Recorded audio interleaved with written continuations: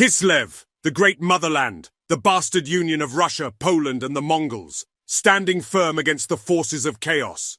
In reality, Kislev is nothing more than a speed bump, a weak faction that stands up to no one, perpetually short on money, consistently fighting factions far greater than themselves. Indeed, their so-called leaders are too busy fighting amongst each other to present a unified front. The tyrannical Ice Queen constantly vying for supremacy against the fanatical Patriarch, further weakening an already pathetic nation even further. Their gods have little love for them, withholding vital aid when it is most needed. Their only saving grace is their zealous priests and potential magic of their few ice witches. But even then, their army is weak, their economy non-existent. Even a mighty race would struggle against the myriad of foes arrayed against them, from the massive Rat Empire to the north, to the savage greenskins just south, and the living dead always posing a threat. Then there is Norska and Chaos, ready to deliver the killing blow. Kislev is not a mighty race. They are the shame of men, and they will die as such. Welcome everyone, Kostaltyn here with my campaign overview guide for Kislev in Total War Warhammer 3 Immortal Empire, specifically for Katarin and for Kostaltyn. I'll cover Boris Ursus in a separate video because he does have a very different campaign in quite a few ways than Katarin or Kostaltyn, whereas Kostaltyn and Katarin have many of the same issues during the course of their campaign. Now let's first talk about Katarin. Katarin is one of the worst legendary lords in the entire game. The only faction-wide benefits that actually matter with her are that she gets 6 control, as well as having hero rank +3 for Frost Maidens. The Ice Core training duration doesn't really matter. The devotion generated from successful Frost Maiden hero actions don't really matter either. Now, 6 control is a decent amount, especially to deal with the public order penalty that you do have playing on Legendary, but quite frankly, it isn't too significant. Rebellions aren't too much of an issue in Warhammer 3 Immortal Empires. Now, Katarin herself, she does get -6 corruption in a local province, -50% upkeep for Ice Guard units, and miscast chance of -50%. Her skill line focuses on frost magic, and she does get some melee benefits to Ice Guard, speed, and a faction-wide benefit of +1 control, 10 diplomatic relations, and 2 devotion generated per turn. Katarin is really weak in battle. The problem with Katarin is this. Her magic is decent, but it's not the best magic you can get as Kislev. I mean, yes, some spells over here like Heart of Winter and all that can be pretty substantial at a high level, but she's not a good melee fighter. She's not even the best caster that you can have for Kislev. The only really substantial benefit is you can train Frost Maiden heroes without needing research because you already start with Ice Sculpting. So you get 1 hero capacity for Frost Maidens, and you unlock an Ice Core training slot for Frost Maiden heroes from the very start of your campaign. But her starting army is pretty weak. Outside of the Armored Constars and Ice Guards, everything else she has is not really good, and she does have a fairly substantial foe over here at the very start of her campaign with these Norskans that control the entirety of the Southern Oblast. Now, these guys have 2 armies. They have Ice Trolls in each of these armies. They used to have Mammoths, but no longer so. But even so, Katarin's starting situation is going to be pretty difficult when it comes down to it. Now, let me just set the battle difficulty to easy so I cannot resolve this, because I need a minor settlement to talk a bit about Kislev itself. So, not resolving this, when you're fighting factions of Chaos, Norska, Demons, Warriors of Chaos, you have a post-battle option, you get Devotion, you have a post-battle option to get Devotion. My recommendation when you're playing Kislev is you get a mod that gives you Devotion from all sources. So every battle that you fight should give you Devotion. It is a problem that you only get Devotion from Warriors of Chaos and Norska, because if you're playing as Katarin or Kostaltyn, then you will need a lot of Devotion. The reason you need a lot of Devotion is to invoke the gods, to build churches in order to get access to Patriarchs, which are pretty good heroes that you can have access to. So you need them for churches, you need them for constant invocations to win the supporter race. The reason you want to win the supporter race is for the control, for diplomatic relation, leadership, as well as speed. The leadership benefit is actually the most substantial one, and it can really add up. Like at max level, you're talking 9 leadership, 6 control in all provinces, 100 diplomatic relations with all Kislev factions, and you'll confederate with the other one. And you do need to play the supporter system. The reason you want to play it is to get access to Kostaltyn if you're playing as Katarin, or to Katarin if you're playing as Kostaltyn. You don't have access to Confederation, you can't declare war on Kostaltyn. So that means you're missing out on one major city that can give you substantial benefits. Like, you can take Prague as either Katarin or Kostaltyn, but you can't take the other one city. You can't declare war, you can't confederate, except with the supporter system. And getting 600 supporters, by the way, another problem in the campaigns that Katarin and Kostaltyn have, is that you need, for your short campaign victory condition, 600 supporters. So you need to fill up this meter. That takes a substantial longer period of time than you might assume, even if you have the invocation running full stop, and the cost of the invocations is going to go up the more territory you hold. So even if you have the invocation on full stop throughout the entirety of your campaign, you're going to actually have issues. You're going to be closer or even achieving your long campaign victory condition long before you get 600 supporters, provided you play a good campaign. Which, as you might imagine, is a bit of an issue, because you're going to be missing out on the short victory condition benefits, as well as the long victory campaign conditions as well. I think what the 600 supporters should be for the long campaign victory condition, because it makes more sense there. And let's say like 200 supporters should be what you get for the short campaign victory condition. It's something that desperately needs to be changed when it comes to Kislev. Now, Kislev does have some benefits in their army, but they also have substantial downsides. Now, they do have these cities. Let's talk a bit about these cities, be it Kislev, Arengrad, or Prague. They're the only territories in actual Kislev territory that are worth holding on to. So Troll Country, the Western Oblast, not worth it at all, because they're provinces with only 2 regions, and they're only minor settlements. What about the Eastern Oblast and the Southern Oblast? Well, they're worth it more, but they're not going to be worth... they're not going to be as worth it as proper provinces, because you cannot gain a proper provincial capital for them. They're limited to minor settlements only, which is a significant issue when you are dealing with Kislev. Now, the major cities, each of them has a slew of unique structures. So, for instance, Kislev gives you the Boka Palace, which gives you a significant upkeep benefit for all Ice Guard units faction-wide, and allows you to recruit Ice Guard units from this structure. At Tier 3, it's actually more substantial because it gives you Tsar Guard. Now, Tsar Guard, if you don't have this particular structure, could be a bit trickier to get access to, of course, because you will need to get the Royal Barracks instead in order to get them. But these structures do require a substantial amount of devotion. And not all of them are worth it, at least not initially. I mean, the Grand Citadel can seem like it's worth it for the control and devotion and all that, but 12% income from settlements is not really going to count as much for the Kislev cities. Now, the big Kislev cities do have this particular building chain, which gives you a significant amount of income, trade tariffs, and income from markets. But the problem is, you're not going to generate a lot of income from the cities. You're instead going to want to have them for 2 reasons. One, they give you those special structures with campaign bonuses. On top of that, there's plenty of research in the research tree that you can only unlock if you either have the cities directly or a military alliance with the people that control. So if you're playing as Katarin, you need to get the military alliance with Kostaltyn in order to get to the Arengrad research. And while not every city is as useful as the other, some certainly are. I would argue Prague is probably the better one to have, because it gives you ammunition for Kossards, Armor Kossards, Streltsy, Ice Guard, and Horse Archer units. It also gives you some other benefits as well that can be pretty powerful. Kislev in itself is also pretty good in a lot of ways, like missile resistance for Kossards, Armor Kossards, Streltsy, and Ice Guard, income from buildings. Like Kislev and Prague can be worth it. Arengrad, less so in a lot of ways, I'd argue. So if you're playing Kostaltyn, you're actually in a lot of you're actually going to have quite a few issues. The only thing really I would say from Arengrad that's worth it is the Arabian Fire, which gives you ammunition for war sleds and little Grom units. Now, to talk a bit about Kislev. what do you want to do when you're playing Kislev? Well, you can recruit regular Kossars from any settlement, right?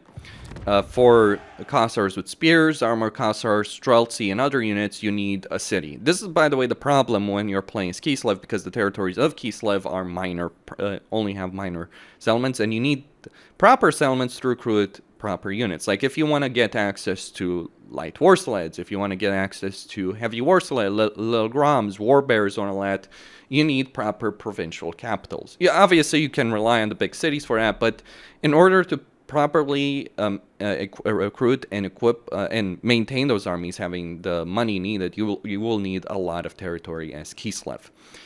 The best units, from my perspective, are as follows. Like, you want Kossars are pretty good early game units, though they are a bit expensive for what they offer because they're a hybrid unit. They're hybrid between melee and ranged. But from the range perspective, they're not necessarily that much better than Goblin Archers, which are cheaper both to recruit and crucially to maintain. And they also get, those Goblin Archers also get some more significant upgrades than your regular Kossars get. Long term, as Kislev, you may want a couple of Streltsy in your army, but not too many because gunpowder units have quite a lot of problems. But if you can set up a proper gun line with Streltsy, they'll do a lot of damage. Now, armor Kossars can be a pretty good front line, though when it comes to siege battles, I would never rush a Kislev army inside the walls of a settlement. Instead, I would try and take out the enemy army from outside the settlement. There's plenty of settlements that have dead zones. Unfortunately for you, however, the Skaven, for instance, don't have those dead zones. And I'll talk about another issue in just a second. But some of the better units could be, of course, light war sleds. They're a bit more expensive, but there is a way to reduce their upkeep by a significant amount. Some people have made snow leopards work very well, like a snow leopard doomstack can work very well. Ice guards are not really great units. They're quite a bit expensive, and their range firepower is not as substantial as you might expect. Their melee ability is also not that great. So I would say early game, yes, you get the Kossars and a combination of Kossars and armor Kossars in your army. Mid game, I would be looking at maybe getting some Tsar Guard, Streltsy, and war sleds. If you do get a Lord with a trait, an Ice Witch, you need to train it for the Ice Witch, for the Ice Court over here. If you can get an Ice Witch Lord that has the trait to reduce upkeep for them, then you can make a lot of war sleds work very well. Like, war sleds are pretty good in melee, and they're pretty decent in range as well. Like, they'll do quite a bit of range damage, but they're gonna be more than capable of holding their own when it comes to melee. The problem that Kislev have, the big issue that Kislev has is that they don't have any really good siege. And the only siege option you have is a tier 4 siege unit, which is a problem when you're trying to take over settlements. This is, by the way, an issue that the Empire has as well. The Empire, in order to get cannons to blast away walls and wall towers, they need tier 4 as well. And I think like these kind of units, like these kind of artillery units that break apart walls, should really be made tier 3 for every faction. Like, there are the dwarves in Bretonnia get powerful artillery capable of destroying walls from tier 2, just to give you a comparison. The greenskins have access to trolls from tier 2. You need tier 4 if you're playing as Kislev, and you will need just as much territory, if not more territory, than if you're playing the greenskins. Like, the greenskins can just get a lot of money from sacking every settlement. As Kislev, you're not necessarily going to have that kind of luxury. Now, for an ultra expensive army, your best bet is to get the War Bear Riders. But they can be expensive, but they're really good units in melee. They're the best units overall in your roster, I would say. Like a full stack of War Bear Riders, or a combination of War Bear Riders, War Sleds, Streltsy, Ice Guard, that is a pretty powerful army. Though you shouldn't diversify like that. You want to have a specialized army because of the skill lines over here. Like for Katarin, I would obviously focus on getting Kossars. Maybe get the reset skill points mod to be able to reset her skill points once you move away from using Kossars in her army. Like for Katarin, you should mainly use Ice Guard, though you should still have some Tsar Guard and some other units, but a lot of Ice Guards, because that can make it a very cost-effective army for her, would be worth it. Like, she can maintain Ice Guard for just a bit more expensive than regular Kossars, which is a significant strength when you're thinking about it. But you don't just want to go full-on Ice Guard, because then a pure melee army that you can't kill before they engage in melee with you will tear you to shreds. Like, Ice Guards are not great melee units. Nor are Armored Kossars great melee units, nor are regular Kossars great melee units. It's a ranged-centric faction for a lot of their units. The units that are melee-centric are things like Warbear Riders, Snow Leopards, War Sleds to an extent, though I would try and kite with them. Don't just purely engage in melee. And of course, Starguard, which are pretty effective in melee, though bear in mind there are better units for melee stats than Starguard. Like, to give you an idea, Starguard are a tier 3 unit, and they have 90 armor. Jade Warriors that Cafe has, which you can recruit much earlier on than this, right? You can get a lot of Jade Warriors, no, not all of them, from like tier 2, have 80 armor. And you have a ranged option for them that's just as heavily armored and effective. Then, of course, at higher levels, at tier 3 and all that, you get the best Jade Warriors and then Celestial Dragon Guard. But Cafe is a discussion I've already had on this channel. Now, one of the things to talk about Kislev, though, is their economy. Their economy can be pretty weak or can be somewhat strong, but just bear in mind your economic buildings cost a lot. Like the market square, your base economic building is 1,000 gold to buy and only generates 100 income. It's not really worth it. However, if you get in a provincial capital, if you get to tier 4 or tier 5, you get things like caravans, which will give you an enormous amount of tradable resource production from that province, plus 50%. So, for instance, in a province like the Ostermark, which has several resources, specifically pottery, over here, like in a province like the Ostermark, where you have pottery, that's 50% more tradable resource they can get there. Or in Talabayim, where you have timber, as another example. Though I would not necessarily bother with Talabayim. Or in Tempelhof, where you again have timber. If you get that provincial capital, you can generate a lot of income. And Kislev actually benefits greatly from having tradable resources, because a lot of the resource buildings are going to give them effects on their economic buildings, be it on their farms or on their markets. So you can generate a good amount of income as Kislev, but it's just more expensive to set it up. You're going to need a lot of structures to do so. You're going to need a lot of resources. And this brings me to one of the biggest issues that Kislev has in their campaign, be it as Katarin or as Kostaltyn. If you're playing as Kislev, the worst thing you can do in your campaign is spend the entirety of your campaign fighting in the north. If you do so, you're just going to end up in a vicious cycle where you're only controlling a couple of regions and fighting constantly invasions from the north.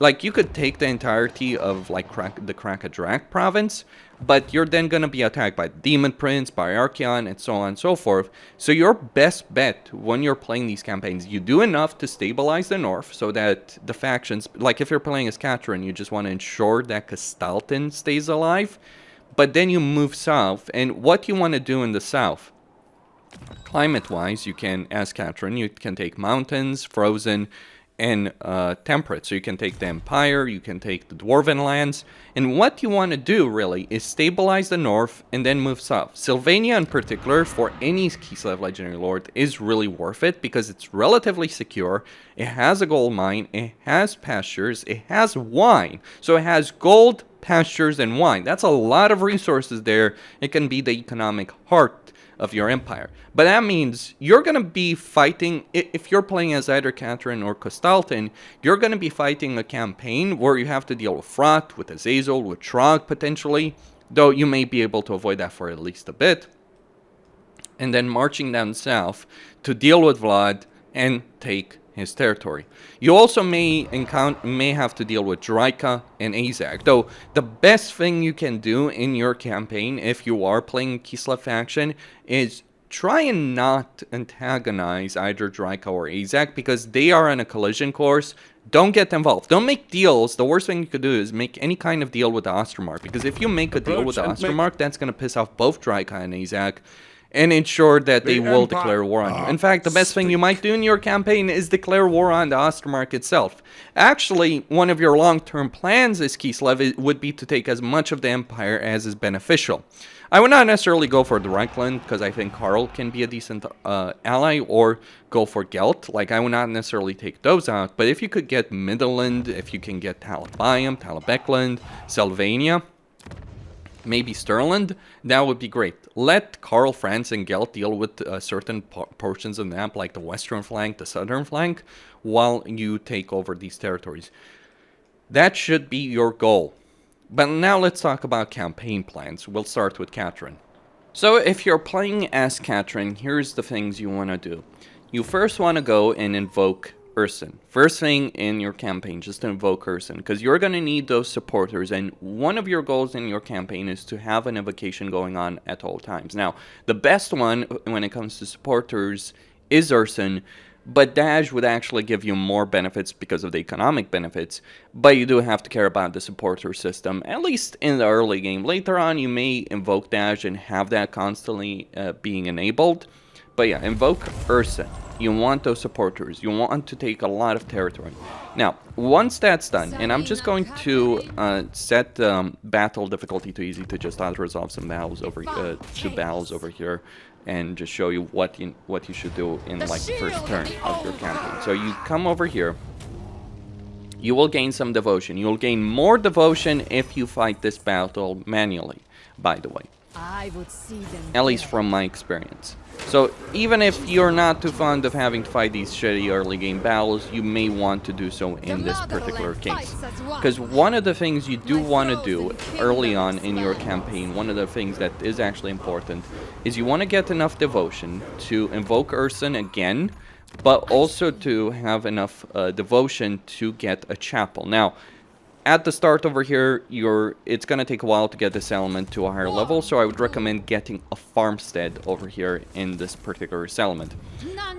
And then recruit 2 units of Kossars, just regular Kossars. Now, in Kislev itself, and you can make a deal with Krakadrak, by the way, I didn't do so here.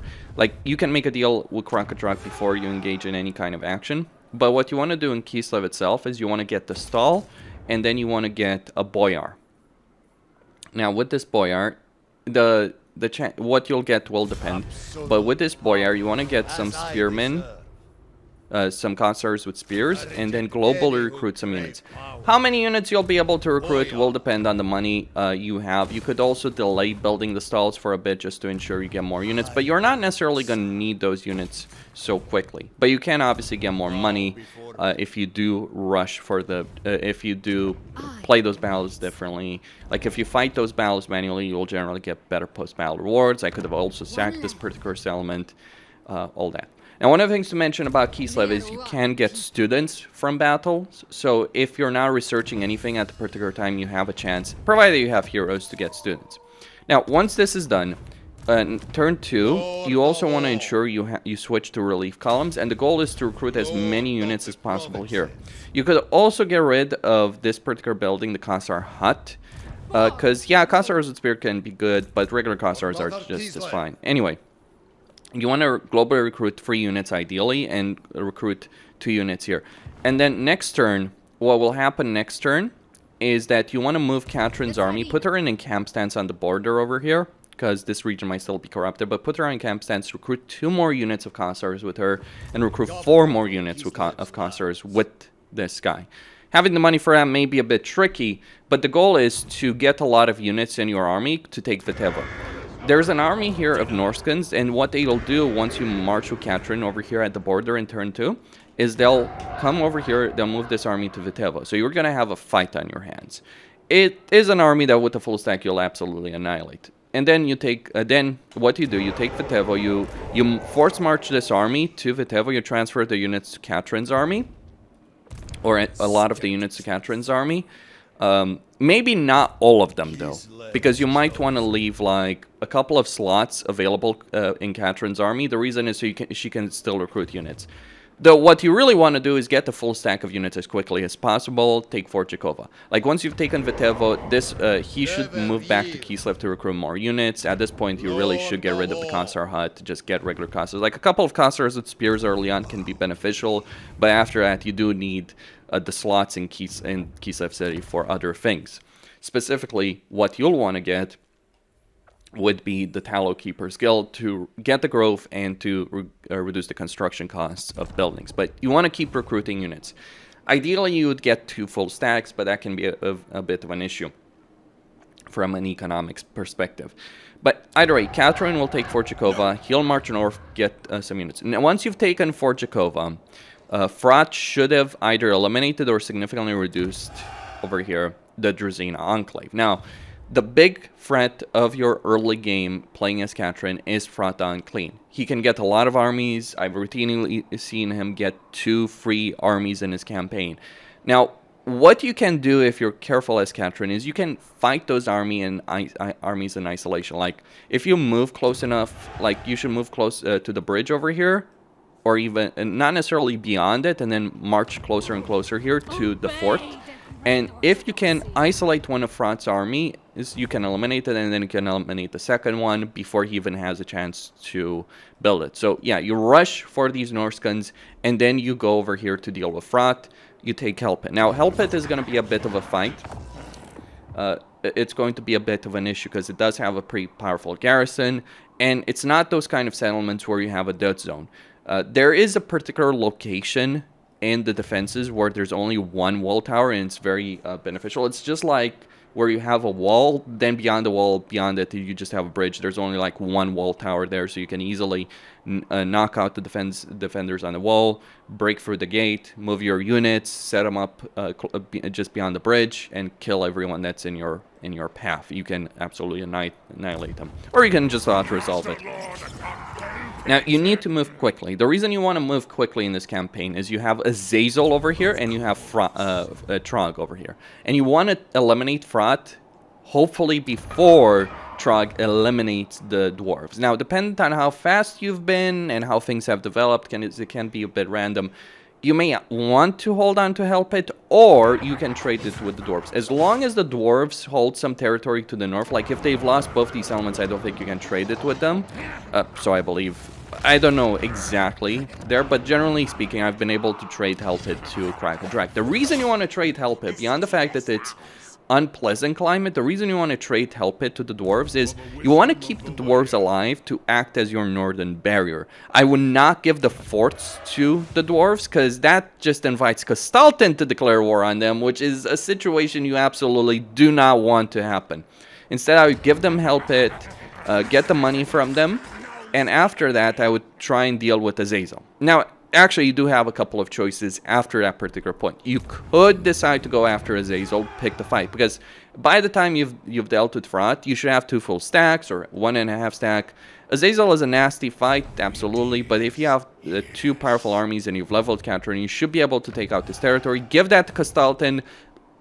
Once Azazel is dealt with, or even not dealt with, you could just ignore him, just go take his capital, give that to Kostaltyn, let him anchor the western flank of Kislev.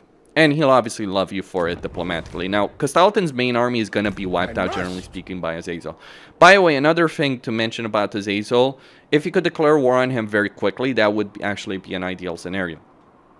Now, this will leave you with another situation, Prague. You want Prague for yourself. You have 2 choices. You can either declare war on them, but if you do declare war on them, and take Prague, you'll lower the level of the city from 2 to 1 or 3 to 2, which is not ideal.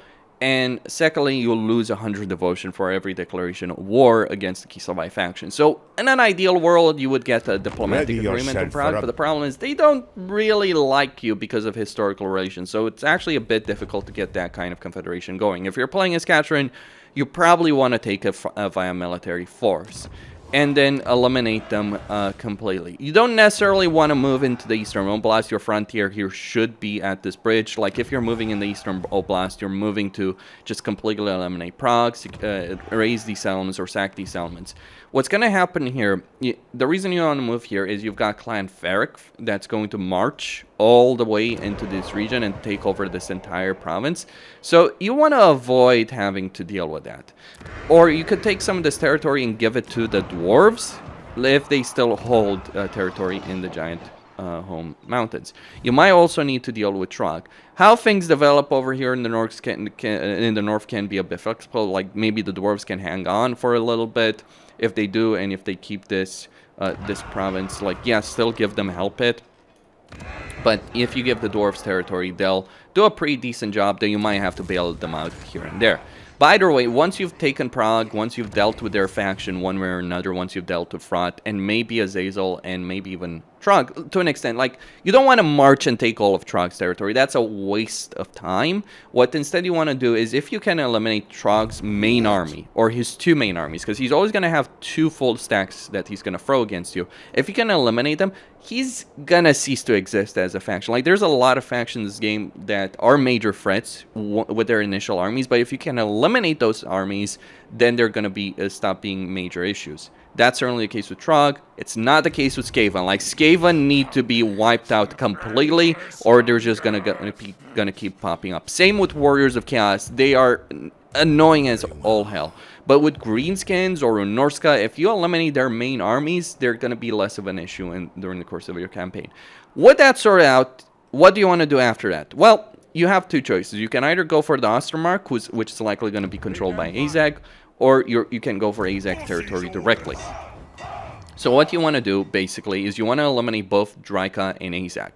Now, don't face Draika's army directly. She will annihilate you in a fair fight. What you want to do is you want to march an army through the Griffinwood, sack it, raise the ground. That will remove her ability to recruit Treekin, Tree Spirits, or just Wood Elven units in general. She'll still have beasts, she'll still be annoying, but if her army has been weakened or ideally wiped out by Azag, though that rarely happens, then she will be easy to kill.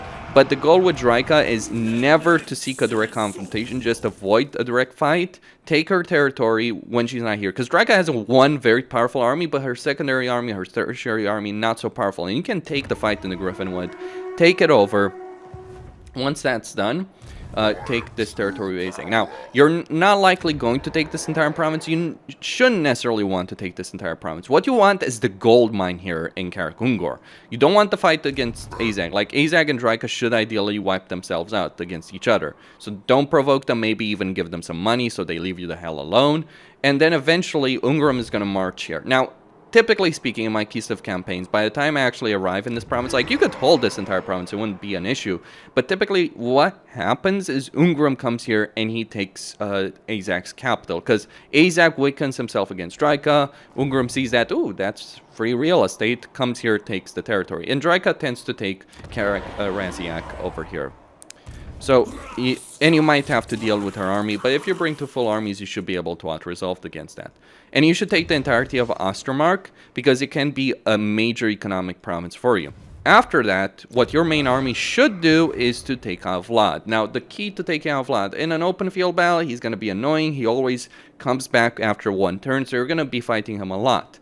The best situation to deal with Vlad is to attack him when he's in a capital, because the vampire counts have no ranged units, and on top of that, the settlements, the provincial capitals they have, Tempelhof and Drakenhof, they're imperial settlements, and imperial settlements have many dead zones, so you can just park your ranged units outside of them and just kill everything inside there, or do it a couple of times. Once you've secured Drakenhof and Tempelhof, you should have a strong economic base. You might also have to liberate Zufbar, because Vlad can and will wipe out Zufbar at one point in your campaign.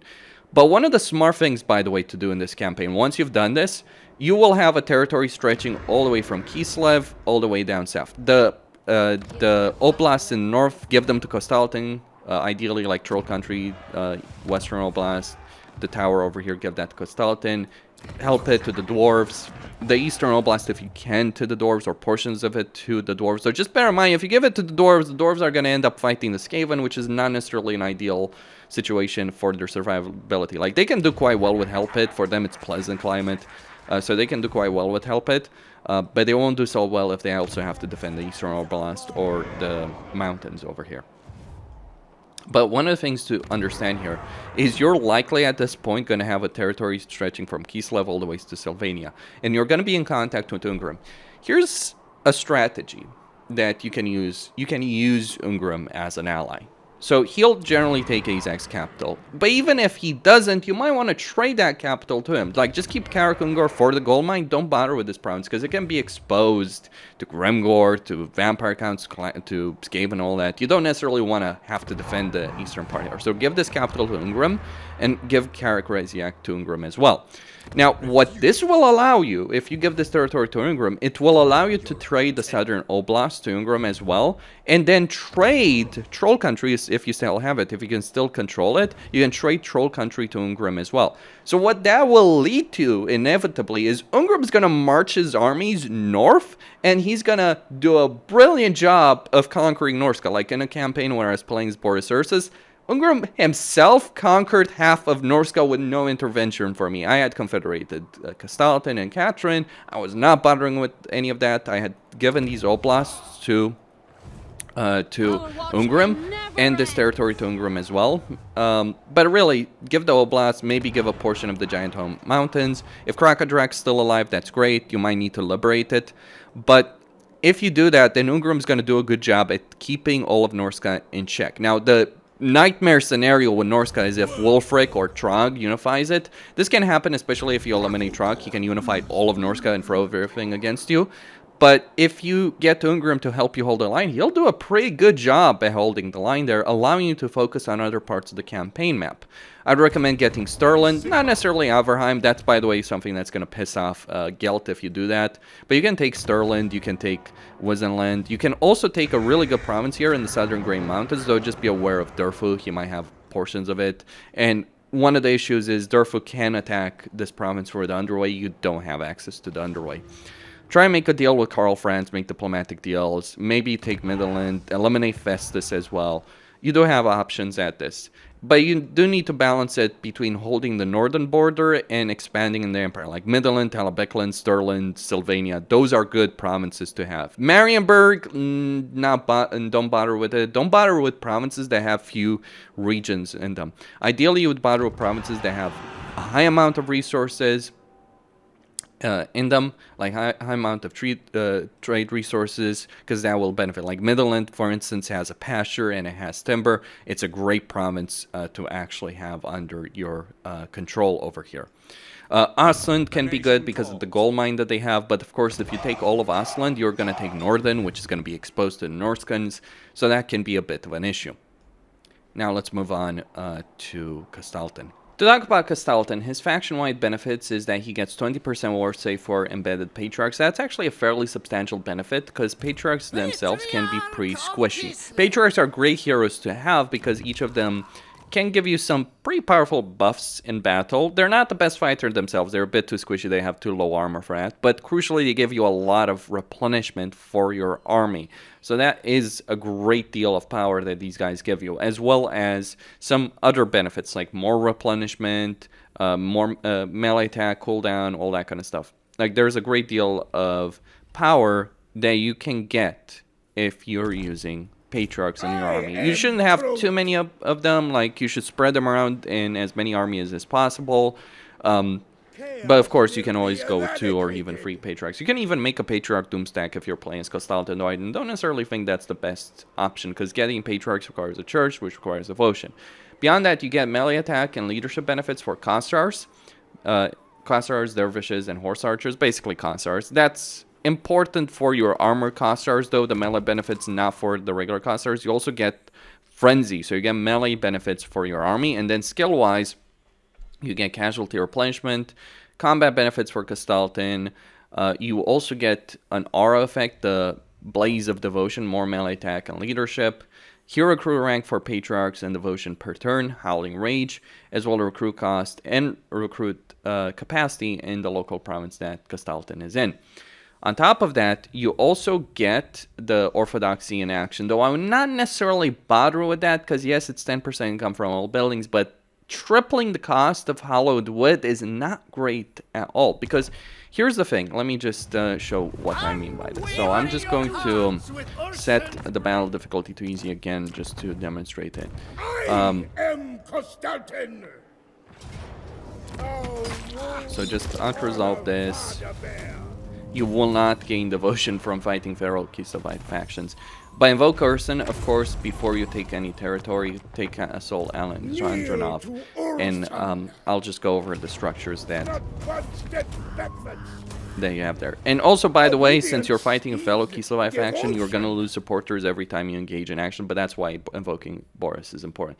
Now, here's the thing about Hallowed Wood. When you're taking a province like this, right, in minor settlements, what you want to do typically is you want to get the trade quorum, you want to get the farms estate, and then you want to get the hallowed forest, because that's going to increase the income from farms by 50%. So this 100 is going to be 150%. It's also going to generate you a bit of devotion and give you some substantial casualty replenishment. Now, the structure is expensive, absolutely, but what else would you spend it on? You could get barracks, I suppose.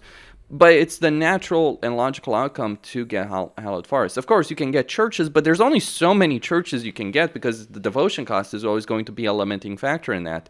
And you want to keep devotion for invocations, and you want to keep devotion for the special structures in the Kislevite cities. So increasing the cost of those hallowed wood structures is not a great idea if you're playing as Kostaltyn. At least for a while. Eventually, sure, there might be benefits. Now, you do start with Erengrad, which is tier 2. You also have the Erengrad Harbor, which gives you some trade resources. Starting with tier 2 is a pretty substantial benefit, by the way. So you should get the trade stalls, you should get this, and you should get also a second army over here. Right, and get some units. Just start recruiting some units over here. Maybe delay getting the harbor for a while, because it's a bit expensive. And what you want to do is, yeah, get actually some regular Kostars over here, then some Kostars with Kostaltyn. Okay. And what you want to do is you want to go to the Brotherhood of the Bear, and you want to declare war on Azazel. In this, get the trade agreement, declare war on Azazel. You want the war in Azazel because you want to lure Azazel towards you. Here's your goal of your campaign situation. Like, unlike Katarin, you can eliminate both Azazel and Fraught before they become major, gigantic problems that are an issue. Like, Katarin's issue is, like, she needs to eliminate these Norskans, and even if you decide even if you decide to ignore them, it's still going to take you longer to get over here than it's going to take Kostaltyn. Whereas, as Kostaltyn, if you go over here and you get that declaration of war against Azazel, then what Azazel is going to do is he's going to take the tower, he's going to take the provincial capital, but then he's going to march full force against you, because your army obviously is going to be weakened from the battles you have. So it's going to be weakened, and Azazel's like, oh, that's an easy fight. But here's the thing, you're building a second army here in Erengrad itself that's going to have quite a few units, and by the time Azazel shows up, then you can be in a prime position to throw a full stack against him. Now, he's going to have probably a full stack of his own, but all you really need to do in this battle is kill Azazel, and then his army will start crumbling. Like, corner camp, lure Azazel towards you, use your mass ranged units, like the Streltsy. You do start with Streltsy, you do start with light war sleds. Like, try and kite with the light war sleds and the dervishes and horse archers, try and kite some portion of his army. But Azazel in general himself will rush towards your army, and he's much faster than the rest of his army, so you can absolutely tear him apart. And eliminating Azazel's main army removes him as a threat. And if you act quickly on it, like turn 2, you should start moving towards this other settlement and take it out. You can also, of course, trade Castle Alexandrinov for these guys, but I would not do this at the start of the campaign. The reason I would not do this is because you want to recruit at least to a certain extent. Now, once that's done, right, once you've taken the Western Oblast in its entirety, liberated the tower, you should have the Brotherhood of the Bear alive. If you can keep these guys alive, they can help secure your northern frontier. And then, once that's done, like once you've dealt with Azazel, you should keep this element for yourself, by the way, for a bit, as long as you need replenishment. But you'll get the military alliance, eventually you'll get the confederation with them. You should not necessarily go for that very quickly. But what you should do then is screw over Frot. Like, you can be in a position where you eliminate Azazel's main army here, and then you just march directly and eliminate Frot very quickly in this campaign. Or you eliminate Frot after you've dealt with the tower. So Frot is not going to be able to get 2 free stacks by the time you fight them. You're going to be able to throw a stack and a half against them. You then take Help It, you give it to the dwarves, you keep Troll Country for yourself, and after that you basically do what Katarin does. Now, the difference is you have good relations with Prague when you're playing as Kostaltyn, so you can certainly confederate Prague if you're playing as Kostaltyn. Now, you shouldn't care about diplomatic relations with Katarin. I mean, you should want to get an alliance with her eventually, sure, for the research benefits, but you don't necessarily need to care about how she's going to feel against you. Like, once you've dealt with Prague one way or another, like, you could still conquer it. You could take over the entirety of Ostland at this point and go pick a fight with Festus, then go through the entirety of Talabayum, or you could just go for the Ostermark. Though you don't want to go for the Ostermark too quickly because you still want Draika and Azak to weaken each other. So maybe dealing with Festus, liberating the Hochland, all that kind of stuff would be your best bet. Though you certainly don't want to end up in a war with Karl Franz, but you do want Ostland, you do want that gold mine. And after that, yeah, you can go for the Ostermark, you can go for Azak's territory, and basically do the same thing that I've said in Katarin's campaign. Take Sylvania, take the Northern World Edge Mountains, trade 2 of these regions, except the gold mine, to Ungrim, and then try and establish a land link between the territory Ungrim's going to have here and Troll Country, so that Ungrim can then help you in the north and can help stabilize the tide. Like, this is the balancing act for Kislev campaigns. You want to do as little as possible in the north. You want to conquer as much of the empire as you reasonably can without pissing off Karl Franz or Gelt. So you might not want to conquer Talabayum. Like Hochland and Ostland, those are not problems. Ostermark, of course, isn't necessarily an issue. Maybe you could bite the bullet and start paying off Katarin money so you can get some of the Southern Oblast so you can trade it to Ungrim. Or maybe you just bite the bullet in a different way and you trade over portions of the Ostermark for Ungrim so you establish that land link to the north. But you're still going to need a Zavastra over here in order to establish a land link and keep Troll Country for yourself and then trade that to Ungrim. That is a pretty crucial aspect. Or you could help keep Krakadrak alive, because you're in a prime position to do so, right? Because once you've dealt with Frot, you can just march directly, very quickly, quicker than Katarin can, and just deal with Trog's army before he has had the chance to deal with Krakadrak. Because Trog will lay siege to Krakadrak and he will win that battle. But if you march quickly enough with Kostaltyn, you can eliminate Trog, and you can instead use Krakadrak as your northern border. Just keep in mind, Krakadrak is going to do a far worse job at holding the north than Ungrim would, because the legendary lords do get additional benefits, it seems like. That's the reason they wipe out the minor factions, is because they're just more powerful. The AI, the legendary lord AI, just gets more campaign benefits than non-legendary lord AI. That's something to bear in mind. So after that, yeah, take as much of the empire as possible, though try and not piss off Karl Franz and Gelt. You might need to also liberate Zufbar, all that. But yeah, your long-term campaign plan is just a similar one to Katarin. You're just in a much better position to actually pull it off, because you can eliminate Azazel, you can eliminate Frot very quickly. Now, the only major issue of this campaign is you're going to have a very difficult battle against Azazel. In fact, you're going to have some very difficult battles early on, but you do start with the Patriarch, so you do have that replenishment. And once you stabilize the north, move south, conquer territory, all that kind of stuff, and build supporters. Try and keep Ursun invoked. Now, the problem, by the way, of course, of going south, and this is the similar issue for Katarin, is you're not going to be able to gain supporters unless you're using a mod that gives you devotion from everything, which obviously is an issue. And I'm not sure this mod actually works right now with the current patch. Anyway, Kostaltyn here, signing out. Don't forget to subscribe, like, enable notifications, and I'll see you boys and girls next time.